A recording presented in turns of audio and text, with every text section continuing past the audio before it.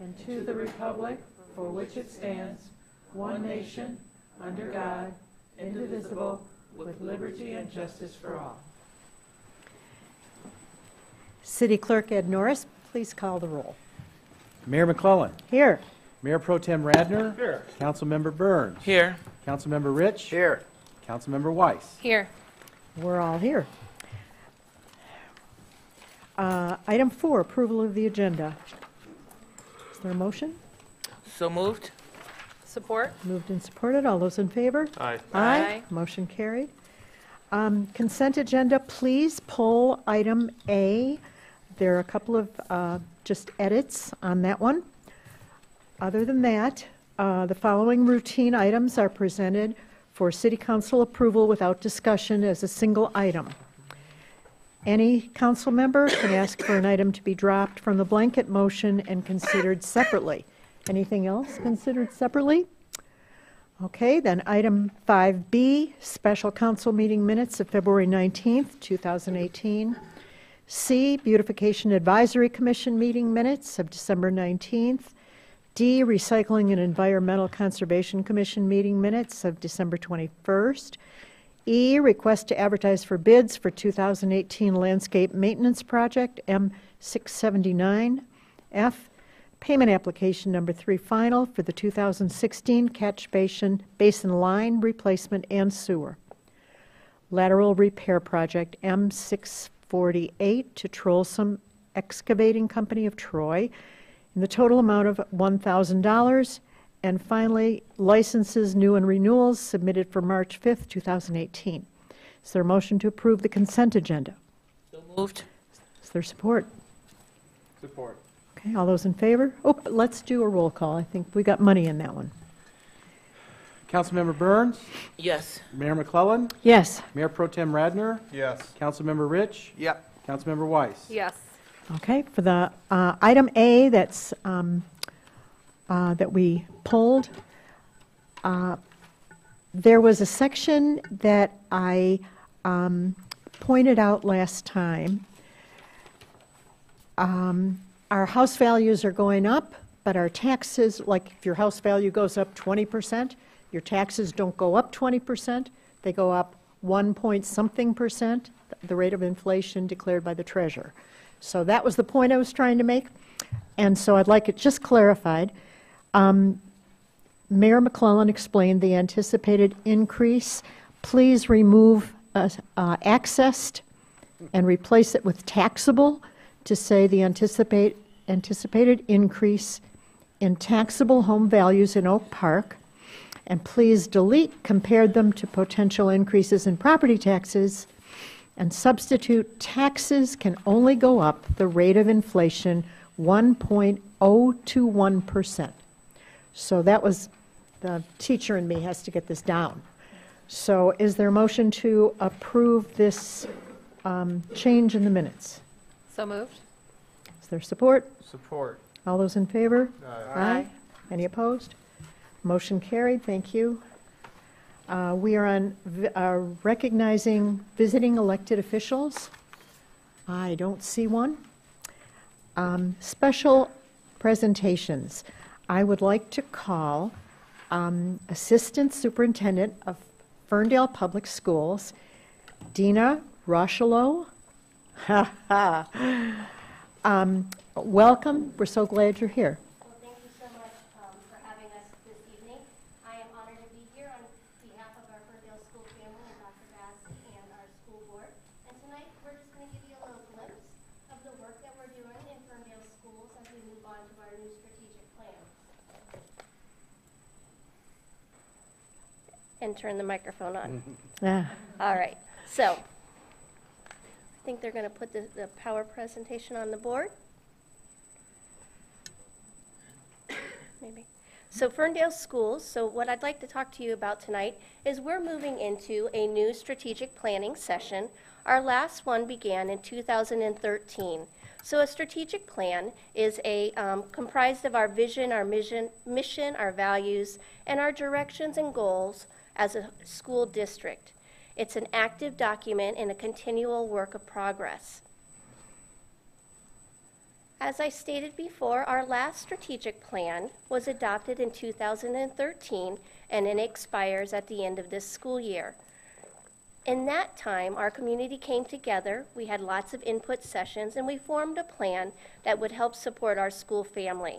Some of the big theme items during our strategic plan this past 5 years: sustainability and development, inclusion and respect, communication and trust, and community and collaboration.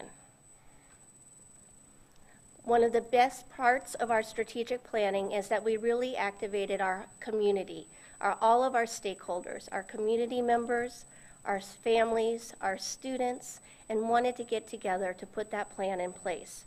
Our Board of Education adopted the final plan, and it called for some major work. We reconfigured our elementary and secondary buildings.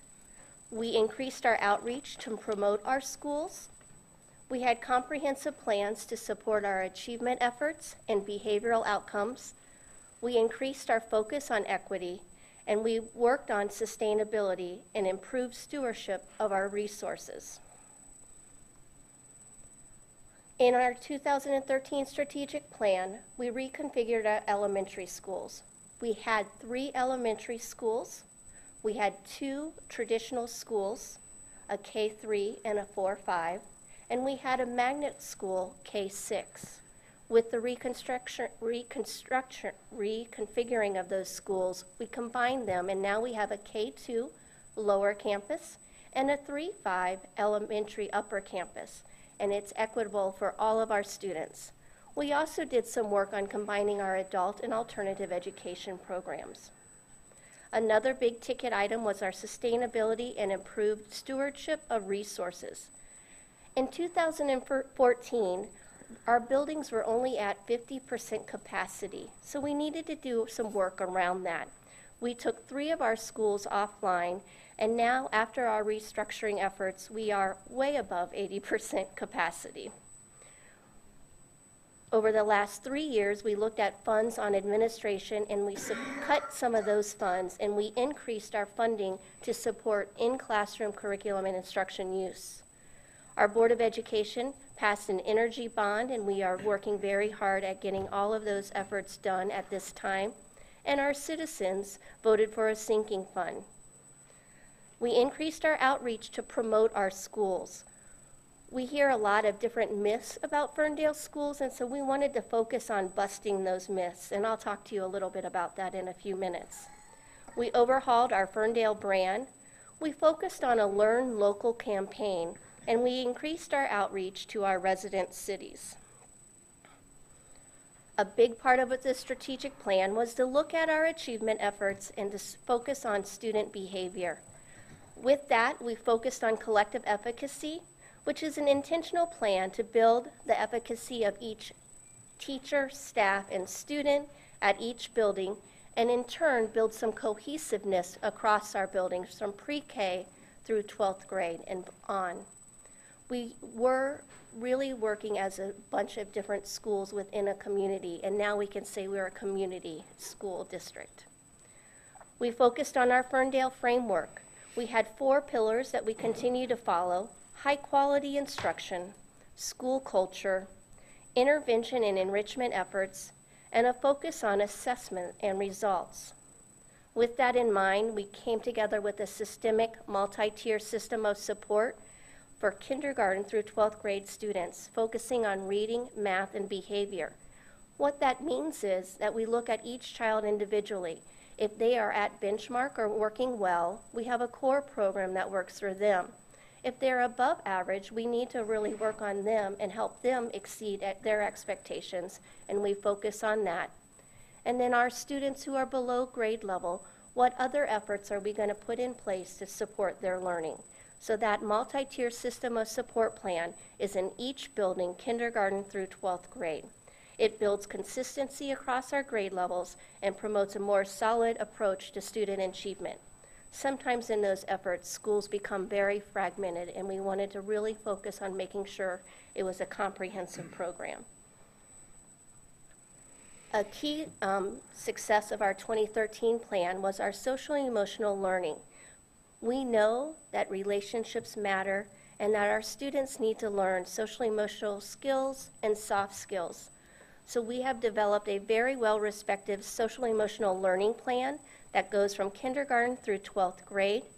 Every day at K-5, they have a morning meeting and they have a focused on curriculum that they look at to support characters and values. At our secondary level, we added a 7th hour, which is called Impact Hour, and students in their class have a class every day that focus on soft skills, helping promote what those values mean. We know that when we focus on social-emotional learning, we raise academic achievement, it improves students' attitudes about themselves and others, we have better classroom performance, and we help our students reach their full potential. It's really important that we as a district can focus on that, especially in today's world. Our plan called for increased equity. When we think about equity, we use 3 guiding principles. Access, so that all of our students have access to equitable opportunities, they have opportunities to have meaningful participation, and that they're represented in all efforts. We brought together our students through our restructuring process. We increased our student population for AP courses. We brought together a very well-respected diversity committee, and we brought back our African American Parent Network.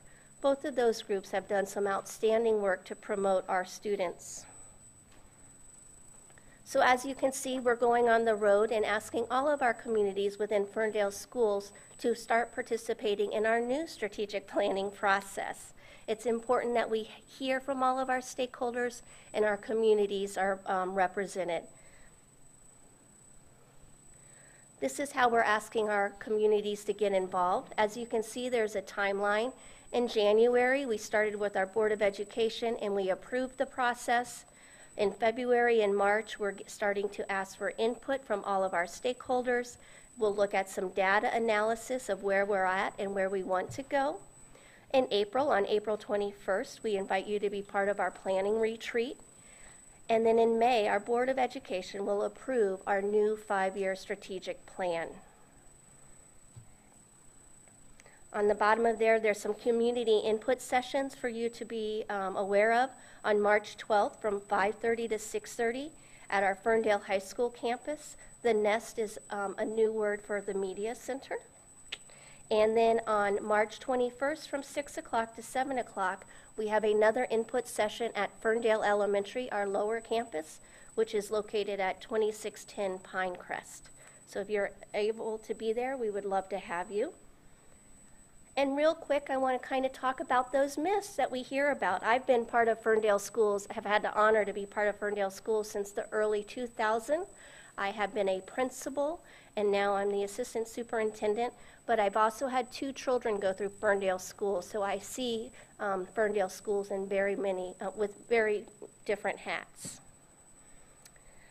We hear often that other districts are just better. How do you like that picture up there, if you can see it? We hear that our Ferndale academics are not on par with other districts. Just look at their standardized test scores. But standardized test scores don't tell the whole story. How many of you did really well on your first time taking your driver's license test? It's more of an indicator of socioeconomic diversity. But what we started to do when we were digging down in our data, we noticed that students who stay in our district longer do much better on those tests. In Berkeley and Royal Oak, their transient rate is about 3%. In Ferndale schools alone, it's 10 to 15% of students moving in and moving out of the district. So when you adjust our data for transient rates, our students actually outperform not only the state, but national averages and our local neighbors. We know Berkeley, Royal Oak, Oak Park, they're all doing a great job, but so is Ferndale. We know the longer you stay, the better you'll do.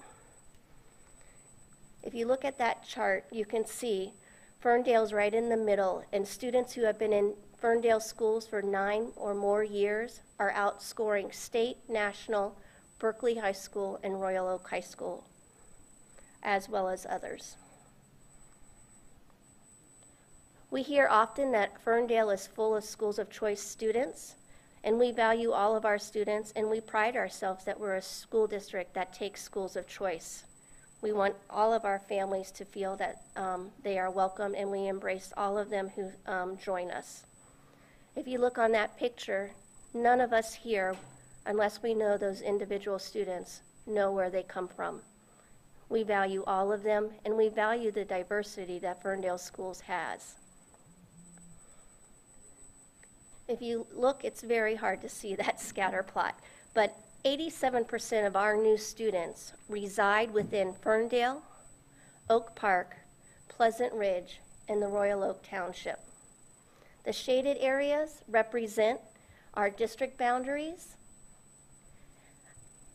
It's very hard to see, but most of what we're trying to say is that most of our school students and our schools of choice students live in boundaries, but we also know that our boundaries for each school district that's around here was created many, many years ago, about 100 years ago, and we're still using those models. So, Ferndale schools of choice, you can see there. Royal Oak Schools has about 21%, Clawson 33%, Hazel Park 42%. Ferndale, if you just look at our kindergarten through 12th grade, proper, it's 24%. When you look online sometimes, we have a university high school, and that is a beautiful school, and that brings about all students from Detroit. And then our adult and alternative education is our TCEC program. So when you factor those in, yes, our schools of choice numbers go up. But you can see that Ferndale K-12 is about 24% schools of choice. So we kind of talked about that already. We also hear a lot that Ferndale has huge discipline issues. We really don't have any data or a rubric or any metrics that can explain that, but what we do is we welcome anybody to come do a school tour in our preschool facility, our lower campus, upper campus, Ferndale Middle, Ferndale High School, University High School, and you'll see what it looks like and sounds like to be a student in Ferndale School Family. So together, we're asking all of our communities to help build our new strategic plan.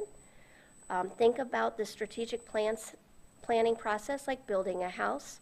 In 2013, our school board and our community put plans to what Ferndale schools would look like in the future. We've built a solid framework. Now we're going to put some more details into place, and we're asking you to be part of that. We're going to put the finishing touches on that.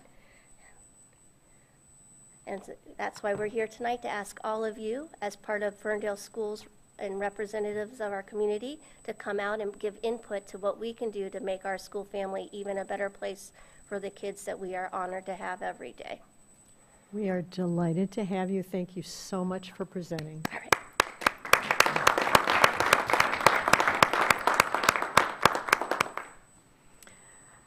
Next.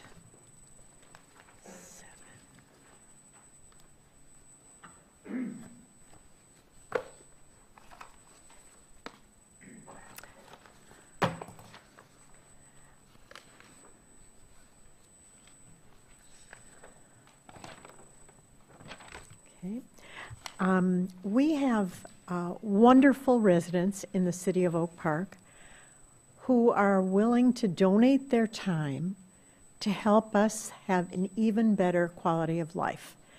And we are honored to administer the oath of office to our new victims. Commissioners, we're delighted that you are giving of your time and yourself and your gifts to share with us. So when I call you, please come on up, and I will officially swear you in with our thanks. Stephen Chudnow, Election Commission. Clarence Johns, Brownfield Redevelopment Authority. Come on up to the front. Patrick North, Parks and Recreation Commission. Stephen Gold, Recycling and Environmental Conservation Commission. Rosalind McKay, Recycling and Environmental Conservation Commission. Please raise your right hand and repeat after me. I do solemnly affirm that I will support the Constitution of the United States, the Constitution of the State of Michigan, the Charter of the City of Oak Park,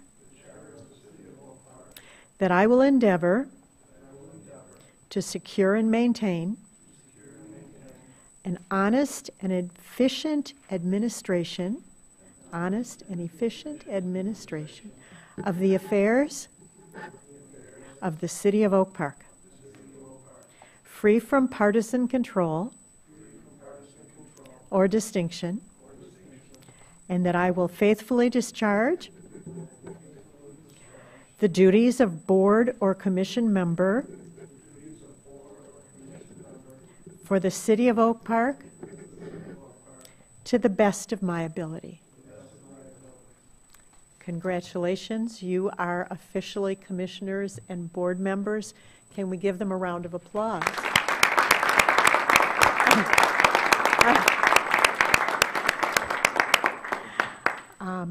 Did you want a picture with everybody? Okay. Photo op. If you will just like kind of back up to here.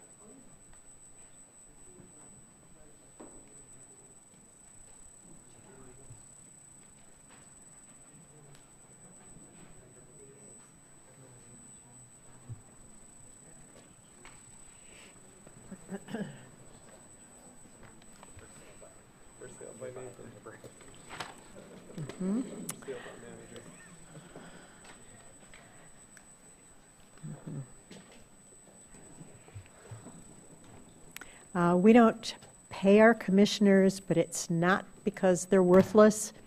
On the contrary, it's because they're priceless. Thank you. Next on the agenda is motion to approve payment for invoices submitted by Garen Luco Miller, PC, for legal services in the total amount of $1,946.30. So moved. Support. Moved and supported. Roll call, please. Mayor McClellan. Yes. Mayor Pro Tem Radner. Yes. Councilmember Rich. Yes. Councilmember Weiss. Yes. Councilmember Burns. Yes. Okay, motion carried. Bids. There is a request to reject all bids for the 2018 lawn maintenance contract M678 and allow the Public Works Department to scale back the project for rebidding. Is there a motion to approve this request to reject? So moved. And, Support. and support. Could we ask City Manager, Assistant City Manager Kevin Yee to come and explain? Good evening. We bid out the project for lawn maintenance, and we tightened up the specifications, and I think we asked a lot more of the contractors, but we still didn't quite expect the bids that we had received. They came in quite high. For example, I believe last year's low bid was about $85,000, This year's low bid is nearly $162,000, so it nearly doubled. So what we did is we analyzed the bids and the areas that were mowing, and we determined that we feel that we can efficiently in-house cut a lot of the large park areas because we have large tractors and equipment that other contractors probably don't have because they don't haul them around regularly because they're very large. So we determined that we can efficiently cut a lot of our larger park areas that are just big, large fields more efficiently than a contractor can. So we're looking at comparing the bid prices for certain areas compared to what we think we can do it for. We're going to scale back the project and hopefully bring one in that is much more within our budget framework. So were these extra things included last year? They were all included, but we tightened up how we specified them and the requirements, like turning in daily reports of what's cut, things like that, hold them more accountable. We have not had good luck in the last several years with contractors cutting lawns regularly, and we've been chasing them around a lot, and we wanted to have tighter mechanisms to not pay them and have us do the work on an overtime basis if they were not complying. But in the last couple of years, we've had some grass that got pretty long on us, and we don't want to have that happen. We want to keep the city's appearance up so that we can expect that of our property owners as well. Super. Okay. Any questions? I have a question. Yeah, you Yes. said you're going to make some adjustments and reopen the bid. Do you know when? We plan on bidding out actually very soon, within the next 2 weeks.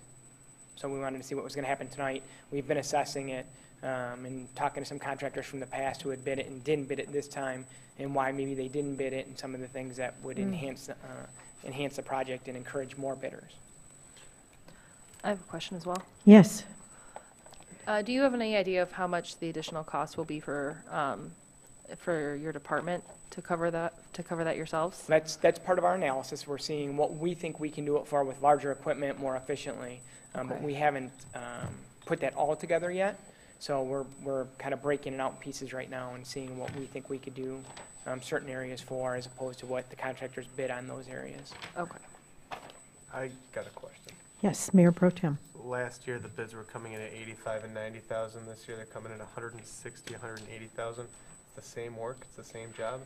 It's very similar. I mean, really, the crux of it is the same. And when we talk to some contractors who have worked in the past and that we know, they didn't bid it because they knew they were going to be a lot higher. Apparently, you can't pay people $10 an hour and get good workers anymore, and as they used to be able to do a few years back, so that the cost for all labor jobs are going up. And we found that with other work that we're bidding out to, other construction projects and things like that. The price of work right now is going up drastically.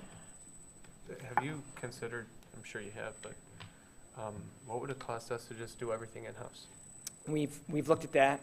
We would have to significantly ramp up our workforce, and we would have a similar problem where hiring people for our seasonal rate, finding good seasonal workers that you're able to pay, a reasonable amount. We're having a difficult enough time finding public service workers. Where we used to get 100 people that would take a test for a public service worker position, we're now finding 5. So it's a different world than what it used to be. We're having a difficult time finding labor jobs. Employment is up, is that? Gotcha. City Manager Tungate. Mayor Pro Tem, in addition to that, we've estimated that we'd have to add mowers to the fleet. And, just the basic upkeep of those, the purchase of those, the capital costs on the upfront basis are significant as well. Right. Okay. Absolutely, great point. Any other questions? We're ready for a vote. I think we can do a voice vote. So this is the vote to reject the bids and scale back the project for rebidding. All those in favor? Aye. Aye. Any opposed? Motion carried. Thank you. Next, we are at the ordinances, item 13A.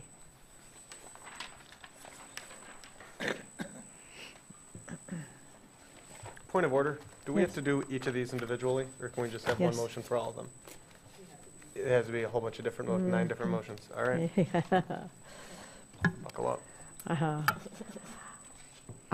This is the second reading and adoption of an ordinance to amend Article 3 zoning districts and map, Article 15 reserved, Article 16, Schedule of Regulations. Article 18, Signs, Sections 1803 and 1805. Appendix A, Zoning of the Code of Ordinances of the City of Oak Park, Michigan. This is adopting mixed-use districts where residential and commercial and industrial can be together in the City of Oak Park. So moved. Second.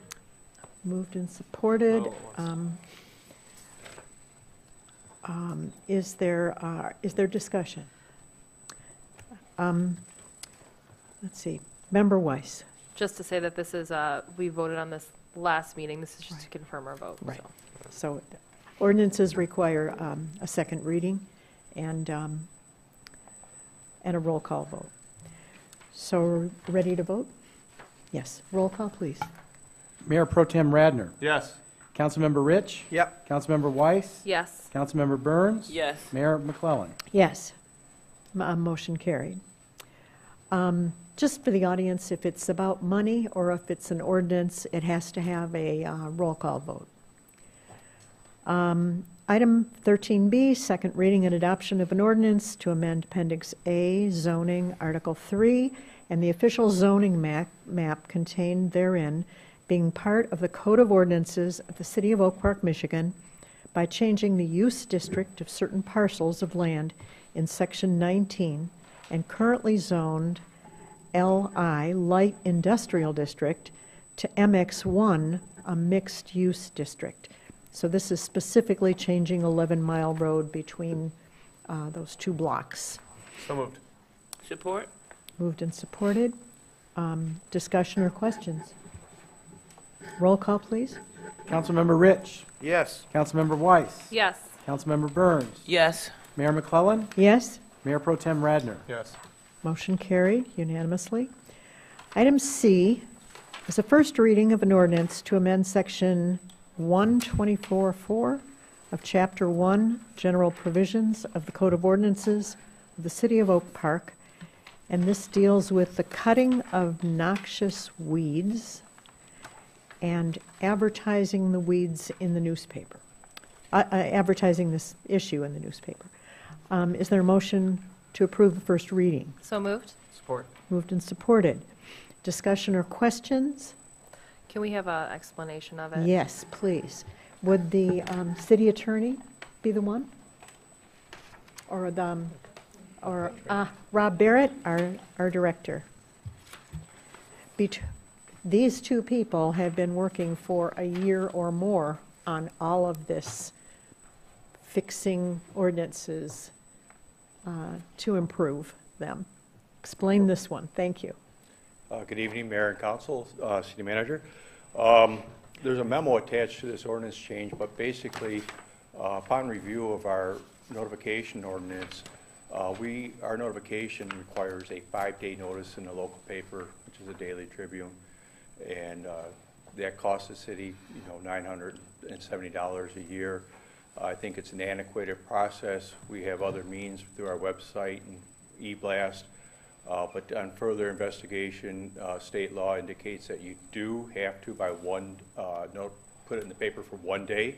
Mm-hmm. So we're basically changing the ordinance to reflect that we are required to place an ad in the Tribune for 1 day saying, if you don't cut your grass, we'll cut it for you. Right. So we're just changing the 5 days to 1 day. Correct. Okay, any questions? Comments? Member Weiss. Is it necessary, or would it be wise to also include language about online communications in that?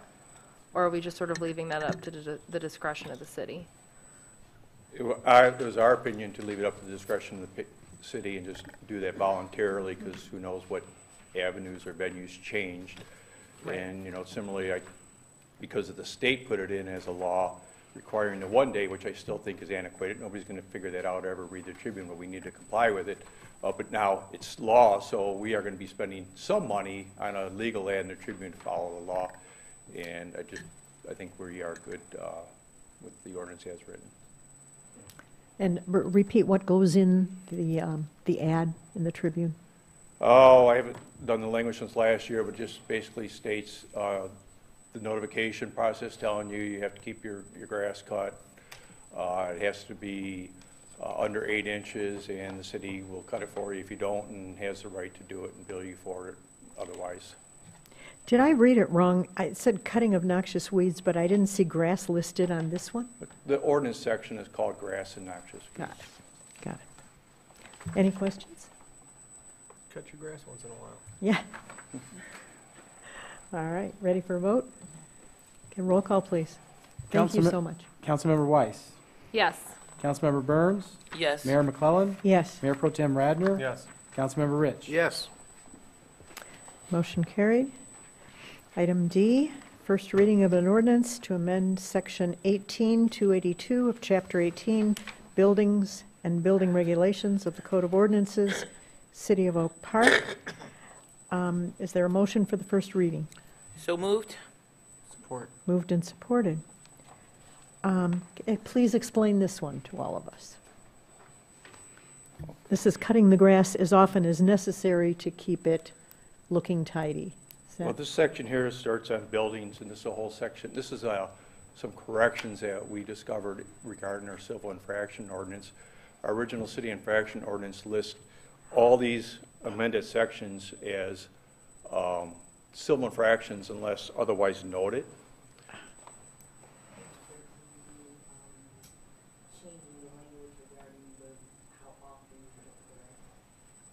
13 what? I think that we crossed out mow once in 3 weeks and now mow as necessary to comply with the regulations. Is that part of this one? That's correct. I'm sorry, we didn't. I moved ahead one already. Okay. Thank you. So as you indicated, Madam Mayor, this proposed revision to Section 18-282, again, is consistent with changing or being consistent with the state laws in the previous ordinance you just modified. Our existing ordinance had some additional language stating that the grass or the noxious weeds had to be cut at least once in every 3 weeks between May 1 and October 15 of each year. Quite frankly, it was never enforced within those time frame parameters, and they were very narrow where the state law does not require that time frame. So we just eliminated it so it's easier for the owner to know what their duties are, and it is to comply with the article to cut the weeds within the time frame stated. Okay. All right, any questions? Okay, ready for a vote? Roll call, please. Councilmember Burns. Yes. Mayor McClellan. Yes. Mayor Pro Tem Radner. Yes. Councilmember Rich. Yes. Councilmember Weiss. Yes. Motion carried. Let's see, we are on 13E. E. Okay. First reading of an ordinance to amend Section 3-3, 1, 3-4, and 3-5 of Chapter 3, Municipal Civil Infractions of the Code of Ordinances of the City of Oak Park. This deals with penalties for municipal infractions. Okay, is there a motion to approve the first reading? So moved. Second? Moved and seconded. Discussion? Let's see, so, Can we get an Good to see this explanation? finally happened. yeah. Can we just get an explanation? Yep, for the explain people that are this watching at one to everyone. Okay. If I may, Mayor and Council, I do have my marked up version of the ordinance changes, which highlights the sections that are being changed and crossing out the sections that are.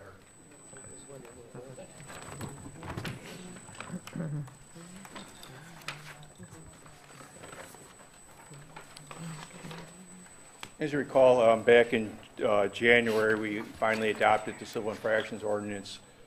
Through some of the growing pains of it and going through a couple of court cases, we had some items that we think needed some clarification. We also thought we overthought some of the exceptions to the civil infraction fine schedule, where it was called out separately by only $50 here and there on different sections. So we tried to simplify the ordinance. We made it clear to that the person is responsible to pay the fees. And then we also The final section there is 3-5, which basically goes on, as I jumped the gun on the last question, is it goes on to say that all these chapters would be guilty of civil infractions unless otherwise noted. And we had some offenses on there that we want to keep misdemeanors. Alcohol, liquors was removed, amusement and entertainment, fire prevention, park and rec stuff, office, miscellaneous provisions. And this is an extensive review performed by Director Cooper, myself, and Ebony to figure out what really needs to be and maintained as misdemeanors. And further within those sections, they call out telecommunications or trees, and there are sections in there that calls them penalties out as misdemeanors, so we had to put specific language in there to call them out as civil infractions. So, let's see. So, for example, cruelty to animals is considered a Cruelty to misdemeanor. animals will be a misdemeanor, and specifically was called out as being a misdemeanor. Hunting and trapping, dangerous rabid dogs. Which business violation? Business violations amendment.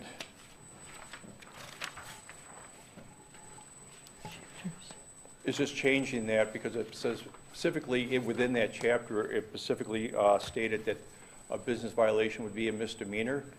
So when our general reflection back to that chapter, we had to change the penalty in there to a civil infraction to make sure that our intent is being met. I think once you're starting something brand new, you're going to have a little adjusting to do. It's pretty normal for any kind of new procedure. Madam Mayor? Any questions? Yes. Member Weiss. Just quick point of clarification. The revisions that you handed out, these pertain to all items 13 through E through I. Is that correct? That is correct. Okay. The following ordinances in front of you are this language being inserted into our ordinance. Thank you.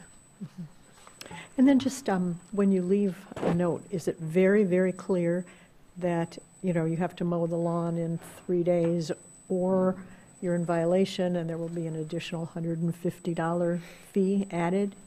Well, we are typically not in the practice of writing civil infraction tickets for lawnmower or lawn cutting unless they're habitual. Somebody's having us repeatedly do it. Our warning notice will give them, as we discussed, the 24 hours to cut the grass, or we'll cut it for you. But if they want to use us as a lawn cutting service, we might try to get their attention by writing a ticket. Right. And the notice will be very specific, and so would the ticket. Good. And so it's very clear on the thing that's said.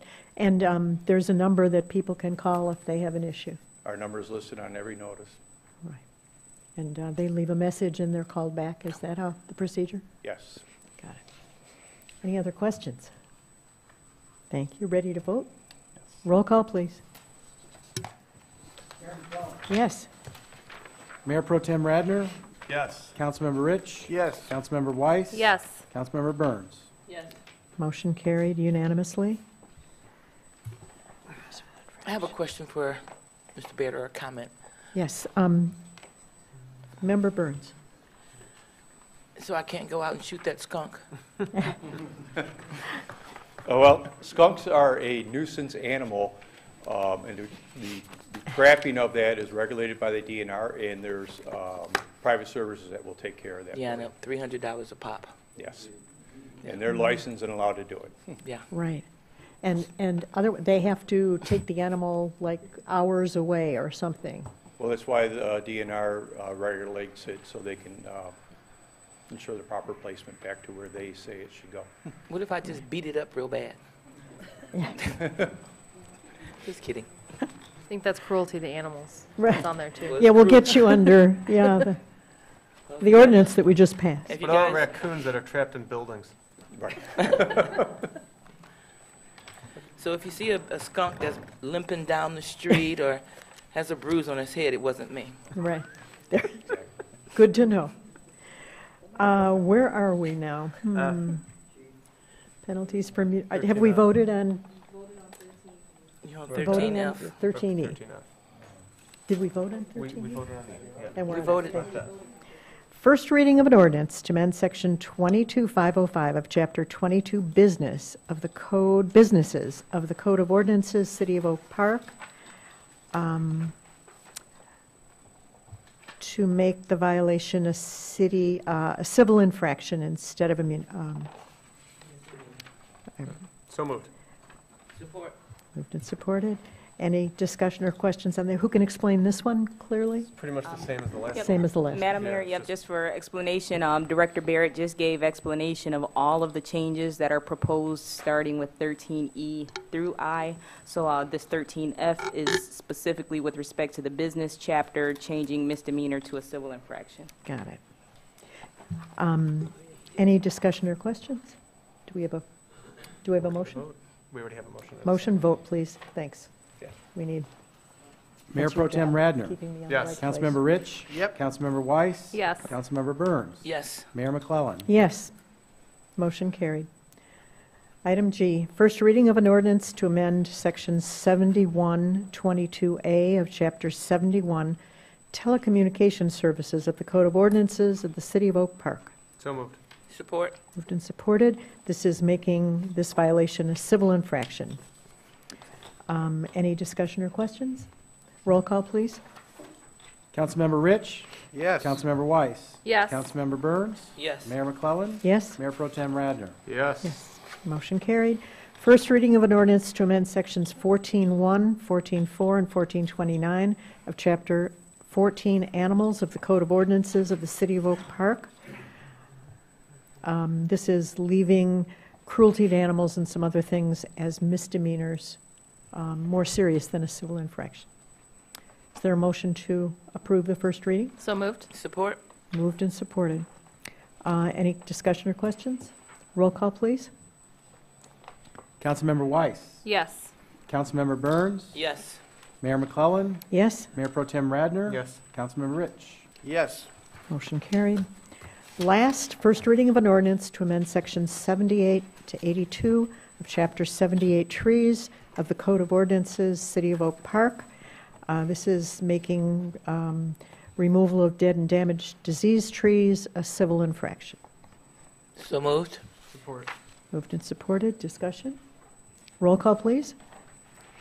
Councilmember Burns. Yes. Mayor McClellan. Yes. Mayor Pro Tem Radner. Yes. Councilmember Rich. Yes. Councilmember Weiss. Yes. Okay. Advantages of making these civil infractions instead of misdemeanors. Mayor Pro Tem Radner, I know that you wanted this. Can you just give us a brief explanation of what's the advantage? Well, I think the court and the prosecutor and city manager, including law enforcement and code enforcement, would agree that it's a lot easier to enforce civil infractions and not misdemeanors. Procedurally, they're easier to prosecute, and really significantly, not bringing back your garbage cans on time or letting your grass grow too long really should not be a 93-day misdemeanor. It should be a civil infraction. And a lot of cities have it as civil infractions. Some have them as misdemeanors. I've defended those cases in many, many cities. And quite frankly, as a defense attorney, I always loved when they were misdemeanors because I would come in and demand jury trials. And that, of course, would cause all kinds of trouble, which when you're a defense attorney, that's your job. By making them civil infractions, they're easier to prosecute, they're easier to enforce, and they make the most sense. Right. And that's why I have been behind this for quite some time. And I think as a resident, you don't have to go to court. That's also true, right. So right. it saves you taking off work for a day in court if it gets to that point. All right, thank you so much. We are at the city manager point. City Manager Tungate. Thank you, Madam Mayor, members of council. 15A, I'd like to remind the public, as has become customary here in the city of Oak Park, we will be hosting the State of the City address on March 14th, which is a week from this Wednesday, right here in these chambers at 7 p.m. Will be, I think, light refreshments and so forth will be at 6, if I'm not mistaken. Correct, Denise? Thank you. 15B, I would like to bring your attention to the city's budget calendar. And this will be a good lead-in for 15C. The budget calendar, the public portion of the city's budget process will begin on April 16th, culminating in what we hope, the administration hopes, will be the approval of the budget on May 16th. Per city charter, we are required to have the budget approved by the third Monday of May. That would be the 21st. We do not have a city council meeting on the 21st. We have it on the 23rd. And the lead-in now to 15C is that we would like to request that council reconsider and to consider rescheduling that from May 23rd to May 16th to concur with the city charter. Do we need a motion for that? Yes. Yes. We need a motion to reschedule the Wednesday, May 23rd city council meeting to Wednesday, May 16th. So moved. Support. I just have a quick question there. Question, yes. Why was the meeting on a Wednesday to begin with? Holiday? Yeah, it was a holiday. When Religious holiday. council, exactly. When council set the meeting Calendar. schedule in the beginning of the year, that was specifically changed for the holiday. May 16th. So we will have 2 in a row Will that be an issue? on that month, the month of May. All right, any other questions, discussion? All those in favor? Aye. Aye. Any opposed? Motion carried. Madam Mayor, members of council, that completes the city manager report for this evening. Thank you. Thank you. Call to the audience. Please come up and share your issue and give us your name and address. Thank you. My name is Joyce Bannon. I live at 10611 Troy, and I want to applaud the city. I've been here 50 years, and I've never seen the city come through and give the ticket and remove the snow and ice off the sidewalks from the people who don't do it. I was so ecstatic when I seen them going down the street, because it's all rentals over there, and the landlords are just letting it go, and you guys came down and you cleared the sidewalks and put the salt down and gave them a ticket. And this last snow last week, the landlords were there to clear it. So that it worked. But in 50 years, I've never seen it done.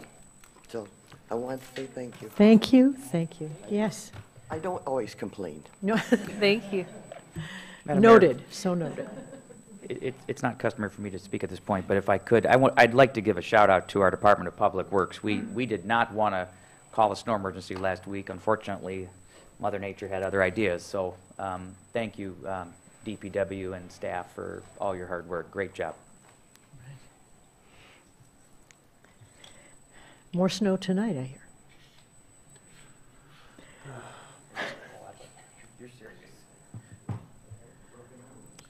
Anyone else? Not a chatty group? Oh my God, it is more snow tonight.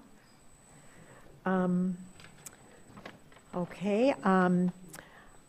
I get letters raving about city services in Oak Park, which are outstanding. And I'd like to share this one to Mayor McClellan and City Manager Tungate. Thank you for your dedication, professionalism, and obvious pride you both take in your positions with the city. I want to thank you for the event and informational meeting provided regarding the 9 Mile Road project. I am in favor of the road diet, pop-up parks, and other aspects of the project as currently proposed. I purchased my home in 2015 and have noticed many positive and palpable changes in the city since that time. Thank you and keep up the good work. Your efforts are appreciated. Eric Warso. And Eric, your check's in the mail. All right. Mayor Pro Tem Radner. Good evening, everybody. Councilmember Burns. Thank you, everyone, for coming out. Please be cognizant of the weather changes. It's not spring yet, Thank you. and we'll have a time change coming up, I believe, next week. Saturday. Saturday. Please remember that. Don't do like I did. Go to work an hour late one day. Spring forward, Fall back. fall back. So set your clocks forward an hour. Thank you. Councilmember Weiss. go to bed an hour early, too. Yeah. So I just want to make a quick announcement that the library is going to be holding an exciting event this coming Thursday. As you may or may not know, this month is Women's History Month. And to celebrate that, there's going to be an event at the library. The Rosie the Riveter Association is going to be presenting. Miss Donaline Langtree is the past president of the American Rosie the Riveter Association, and she's going to be performing with her collection of Rosie the Riveter stories. So it's going to be an exciting event. I hope people will come out. I don't know if this is part of the event or not, but I encourage people to dress up. Is that part? Yeah. Come in your best Rosie the Riveter garb. Cute. Have a good night. Thank you. Councilmember Rich. Good night. Thanks for coming. There being no further business to come before this council, this meeting is adjourned.